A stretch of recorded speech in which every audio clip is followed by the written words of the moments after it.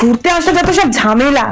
এই বাড়ি থেকে বেরোবার সময় গ্যাসের রেগুলেটর বন্ধ করেছিল তো? মা বলছি হোটেলের রুমে কিন্তু জামা কাপড় ছাড়তে যেও না, বলা যায় না রুমে যদি আবার ক্যামেরা ট্যামেরা লাগানো থাকে। আরে এই শোনো, তুমি একবার যাও তো বাথরুমে গিয়ে চেক করে আসো তো, টর্চ নিয়ে কোথাও কিছু লাগানো নেই তো। এই শোনো না, বলছি হ্যাঁ বলো। ঘুরতে এসে তো কি হয়েছে, বাইরে রিচ খাবার কিন্তু বেশি খাবো না, আমরা সাধারণ খাবারই কিন্তু খাবো। ঘুরতে এসে সাধারণ খাবার খাবো? আরে বোঝো না কেন, না হলে তো অনেক টাকা খরচা হয়ে যাবে, এ তো বোঝা উচিত তোমার। ধ্যাৎ, ফালতু যত সব।